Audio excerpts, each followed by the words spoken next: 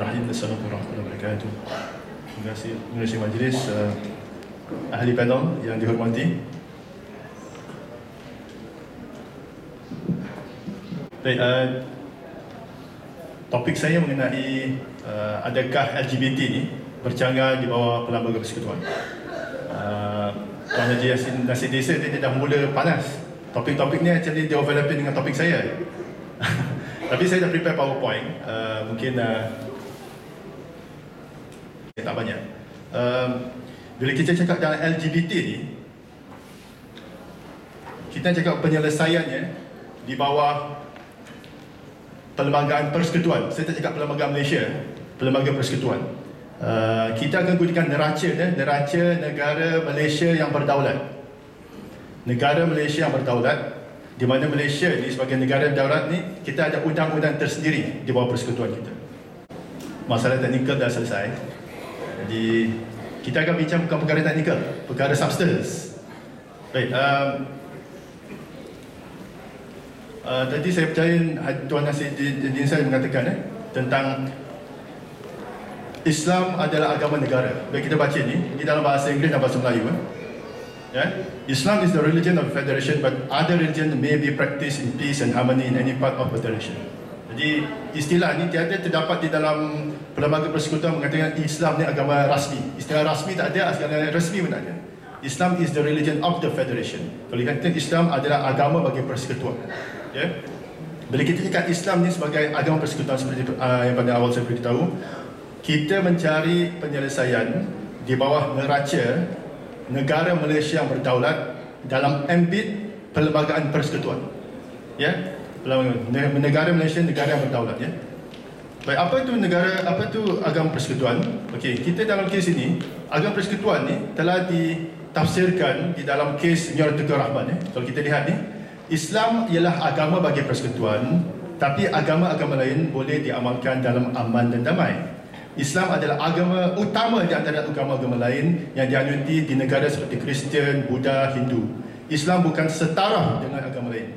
Bukan duduk berganding bahu dengan agama lain atau berdiri sama tegak. Ia duduk di atas, berjalan dahulu, terletak di tempat medan dan suaranya lantang kedengaran. Islam ibarat pokok jati, tinggi, teguh dan terang. Jika bukan sedemikian, Islam bukanlah agama persekutuan. Baik, cantik tak definisi?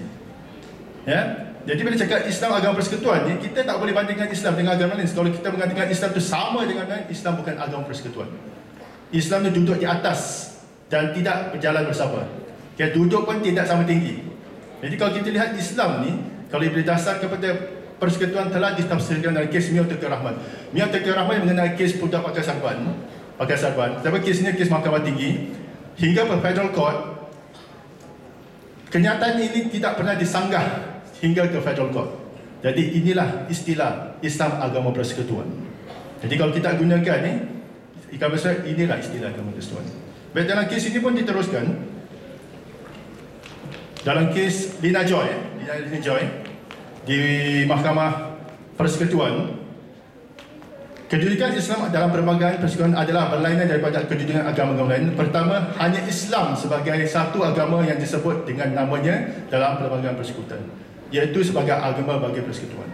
Baik, dalam keseluruh Perlembagaan Persekutuan ni, tiada terdapat istilah agama lain melainkan Islam saja. Itu cantiknya dalam persekutuan. Jadi saya cakap, kalau kita nak cari kedudukan kita ialah Islam di dalam persekutuan ternyata dan jelas, agama lain tiada. Okey? Baik, kalau kita berdasarkan kedudukan Islam yang cantik ni, kita tak sepertinya apologetik. Tak payah apologetik. Okey. Apakah tuntutan LGBT? LGBT ni dia tuntut dua di bawah persekutuan. Satu tentang equality, fundamental liberties, Yang kedua ialah freedom of speech, assembly and association. Baik, tuntutan ni dua yang mereka tuntut. Mereka dapat kesenangan dan dapat praktis apa yang mereka praktis di dalam Malaysia ni. Mereka challenge berdasarkan dua perkara. Perkara ialah equality, kesamarataan. Kalau kita kesamarataan, all persons are equal before the law and entitled to equal protection the law. Tetapi dalam dua ni, except as expressly authorized by this constitution. Baik, yang kita maksudkan, walaupun kita cakap tentang kesamarataan, kesamarataan ini bukan mutlak. kesamarataan ini berpaksikan kepada apa-apa yang tercantik dalam Constitution di bawah perlembagaan. Jadi kalau perlembagaan ini sebagai satu neraca kita gunakan, hak mereka boleh dihadkan berdasarkan kepada perlembagaan. Ya, perlembagaan ya. Kedua ni, mereka mengatakan tentang freedom of speech, assembly, association. Tetapi kalau kita lihat dari artikel 10.1, subject to clause 2, 3 and 4, tertakluk kepada klausa 2, 3 dan 4. Mereka tidak memberi kamu berhak untuk dapat freedom of assembly, speech semua. Tapi mereka hak kamu tertakluk kepada. Jadi perkataan tentang mereka dapat kebebasan ni, kebebasan mereka lah tertakluk kepada undang-undang. Jadi tiada kebebasan tanpa undang-undang. Undang-undang mengatakan bahawa hak mereka tertakluk pada undang-undang. Jadi kalau kita lihat dari neraca ini, Malaysia negara persekutuan, Islam negara persekutuan, hak mereka tertakluk pada undang-undang. Jadi apa yang kita nyatakan tentang hak LGBT ini, mereka tertakluk kepada undang-undang yang diberi di dalam perlembagaan persekutuan. Ya. Okey. Mereka merujuk kepada Human Rights Commission of Malaysia, Akta 1999. Ini yang mereka rujuk, di mana mereka berhak untuk mengadakan apa-apa yang mereka buat untuk berdasarkan Human Rights Commission of Malaysia. Kalau kita lihat ni fungsi-fungsi ni, tapi yang akhir ni kalau kita lihat, okay, for the purpose of this act, regard shall have the Universal Declaration of Human Rights 1948 to the extent that is not inconsistent. Ini salah, bukan inconsistent. Apa-apa yang tidak bercanggah dengan mereka boleh buat, tetapi selagi tidak bercanggah dengan Federal Constitution. Ini inconsistent, salah N, inconsistent.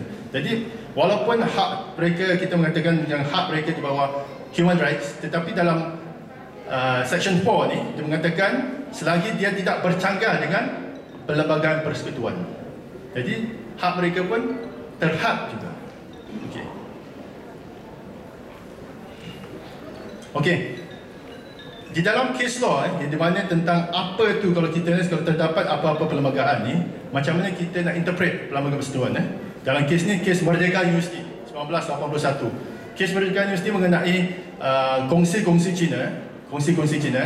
Mereka nak dapatkan satu sistem education di bawah mereka boleh dapatkan satu universiti, Merdeka University ni. Cina kongsi Cina sebanyak 4,200 kongsi Cina, mereka bertekad untuk memberi tidak kurang satu kongsi ni RM10,000 pada ketika itu. Dengan RM10,000 ni mereka akan have about 40 million ringgit untuk mereka membuat satu universiti Merdeka. Kalau kita lihat universiti ni, kalau sekarang di Genting Highland ni, Institut Aminuddin Baki. Sekarang kita lihat tu, dulunya Merdeka University. Jadi pada 1981 ni, kaum Cina mereka want to have their own system of education. Okay? Kita dalam kes ini, apa yang kita lihat di dalam menginterpretasikan satu constitution, perlembagaan Yusof Abdul Kadir ni dalam kes itu, dia kata kalau kita nak buat constitution ni, kita lihat constitution, that the constitution is not to be construed in any narrow or pedantic senses. Kalau kita nak interpret constitution, perlembagaan kita tak boleh secara jumut. Tetapi dia kata, but this does not mean that a court at liberty to stretch or pervert the language of the constitution in the interest of any legal constitutional theory. Jadi kalau walaupun dia punya interpretasi ini tidak boleh jumut, tetapi kita tidak membenarkan terlampau wide, terlampau lebar, terlampau luas. Itu dari segi untuk interpretasikan perlembagaan.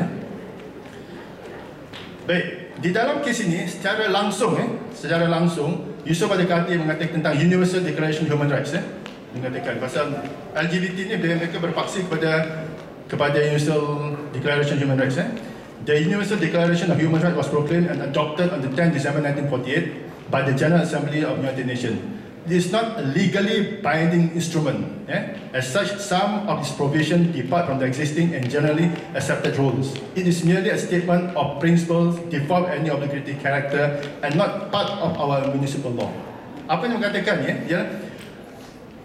undang-undang antarabangsa yang mengatakan undang-undang deklarasi antarabangsa Indonesia bukan satu dokumen di mana kita tertakluk pada dia. Kalau kita, dia hanyalah declaration.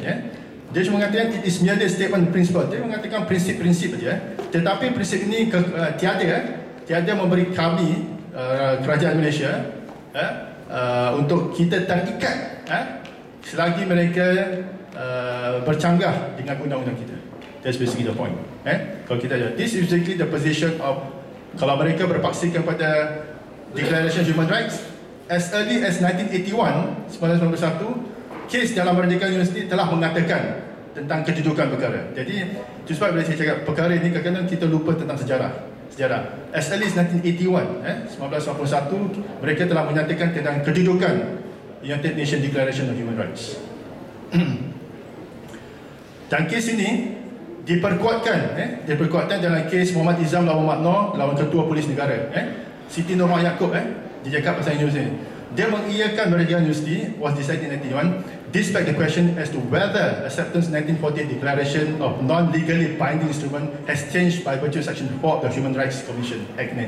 In my opinion, the status and the weight to be given to this 1948 Declaration by our courts have not changed.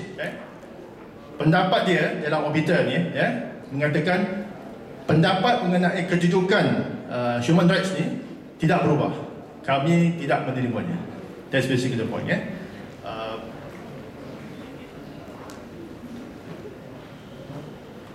Dia mengatakan ni, since such principles are only declarative in nature, they do not, I consider, have the force of law or binding on member states. Jadi dari segi undang-undang kita, walaupun Malaysia adalah ahli di dalam United Nations, dia mengatakan since such principles are only declaratory in nature, they do not, I consider, have the force of law or binding on member states. Jadi tidak terikat dengan negara Malaysia.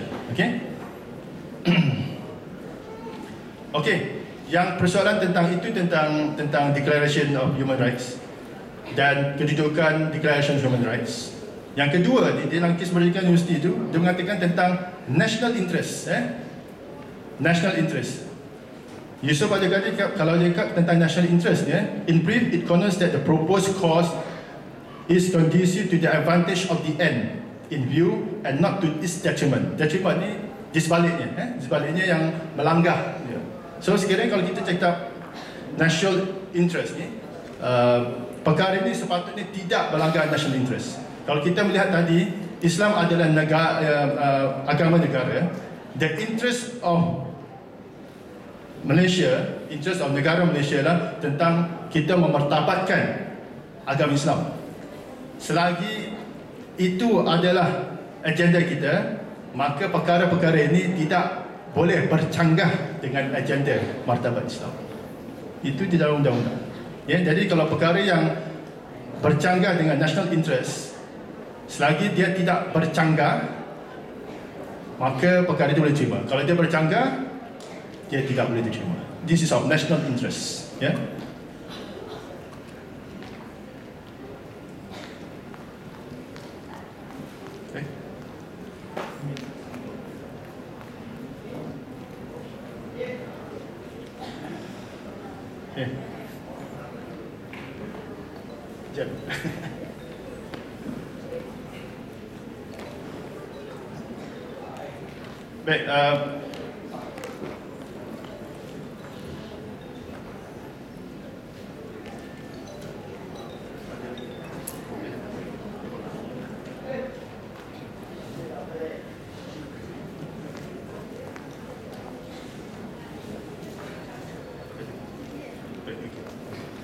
Baik, kalau kita lihat dari segi kedudukan tuntutan LGBT, LGBT, adakah tuntutan mereka bercanggah? Baik, kalau dari segi lihat what we have here, tuntutan mereka bercanggah. Nombor satu, bercanggah tentang tuntutan kita sebagai Islam agama negara. Perkara yang bertuntut dengan Islam agama negara maka tidak boleh diterima. Kedua, kalau walaupun kalau kita lihat tuntutan mereka berdasarkan artikel 8 dan artikel 10, iaitu artikel kesamarataan dan artikel freedom of speech, freedom of association. Tetapi mereka tidak menuntut di bawah artikel 11. Artikel 11 tentang tuntutan freedom of religion. Jadi dalam kes ini pun orang LGBT pun pandai juga. Dia tak tuntut di bawah undang-undang agama, freedom of religion. Pasal agama tidak terdapat dari mana-mana agama membenarkan perlakuan LGBT. Tiada terdapat. Mereka tidak menuntut artikel 11. Mereka menuntut artikel 8 dan 10. Jadi dalam konteks ini pun, mereka berpaksikan bukan atas agama. Mereka berpaksikan pasal pemikiran mereka yang sepatutnya kita menolaknya dan tidak terdapat dalam agama menerimanya. Ya. Jadi kalau kita ada tuntutan mereka, tuntutan artikel 8 dan 10, bukan artikel 11. Artikel 11 agama. Mereka sendiri tidak menuntut di bawah artikel 11, freedom of religion. Ya, that's position. So kalau kita lihat ni, pada keseluruhannya, ya, sepatutnya agama mencorak tamadun. Sepatutnya agama mencorak tamadun. Tapi mereka ialah tamadun mencorak agama. What they asking for is tamadun mereka mencorak agama kita. Kedudukan kita lah agama kita mencorak tamadun kita. Jadi apa yang kami tuntut bercanggah. Selagi dia bercanggah, tak boleh cuma. That's the point. So basically tentang undang-undang dia very dry lah. Tetapi kedudukannya, this is a position. So sebetulnya banyak perkara yang Tuan Haji Nasir dah cakap. Saya lebih suka sekiranya kalau ada soalan tentang kedudukan mereka di bawah undang-undang. Wallahu a'lam. Tuan Haji Nasir dia betul, kita banyak dia cakap, mungkin saya tambah lah. Semoga kalau tuan-tuan memberi cabaran kepada kita untuk menjelaskan, mencerahkan apa kita, saya beri cabaran kepada tuan-tuan. Ya. Cabaran saya gini, pada hari ini kita dapat informasi, okay? Kita sepatutnya tidak berasa apologetic. Kalau knowledge is power, kerana masalah timbul bila kita berdepan dengan orang-orang ini, apa kita cakap? Apa kita cakap mereka kalau mereka berdepannya? Kebanyakan kita ni, kita tak ada knowledge, kurang knowledge. Jadi kita sepatutnya menggunakan kesempatan ni, invite, take this knowledge, challenge them, engage with them. Kita kena engage dengan mereka. Why LGBT ni tidak boleh dibenarkan berluasan di Malaysia. Jadi saya punya satu cabaran lah. Kalau tadi kita mengatakan orang Melayu ni lemah, orang Melayu tidak lemah. Okay? Sifat kita bukan lemah. Sifat kita lah, kita boleh berdepan dengan mereka. Dengan masalah timbul kita tiada knowledge atau kurang knowledge. Jadi pada hari ini, kalau kita boleh sebarkan kepada kawan-kawan kita, take the knowledge, kita sepatutnya tidak boleh menyebarkan kepada LGBT ni. Simple knowledge, boleh tak kita terima bahawa Islam adalah agama negara? Kita meletakkan Islam is the religion of federation. Bila Islam tu letak tinggi, maka kedudukan kita tinggi. Masalah yang timbul seperti saya katakan dalam definisi Islam is the religion of federation. Kita letakkan Islam sama dengan agama lain. Tak boleh. Islam tu lebih tinggi. Jadi kalau kita lihat Islam di paling tinggi, agama lain di dalam LGBT ni mereka tidak menuntut di bawah agama. Mereka menuntut bawah equality dan freedom of pemikiran.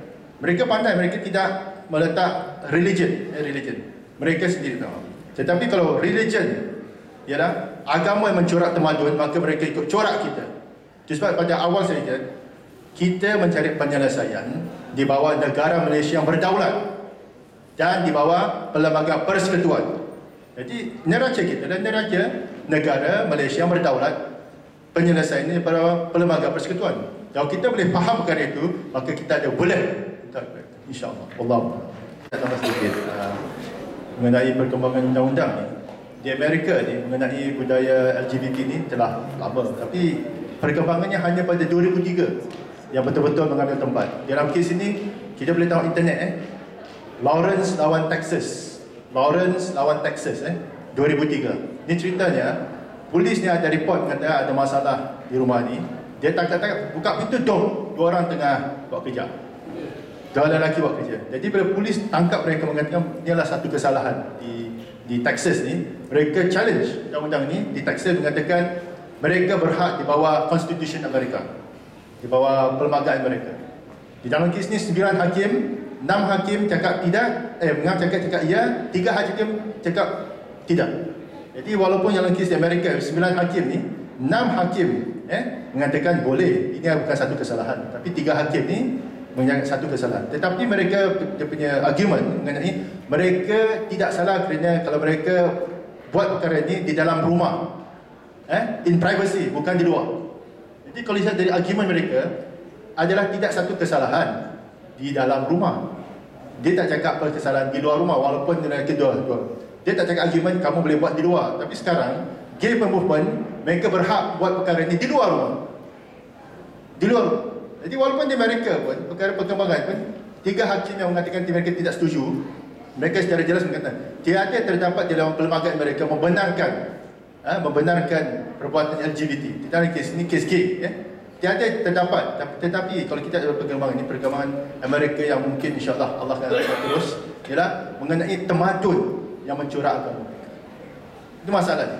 Mereka menggunakan pemikiran untuk mencorak. Jadi di Amerika, walaupun kita cakap mereka bukan negara sekular, cuba lihat di dalam kertas mereka, kertas duit mereka, tengok dia taruh in God we trust, in God we trust, kepada Tuhan kami percaya.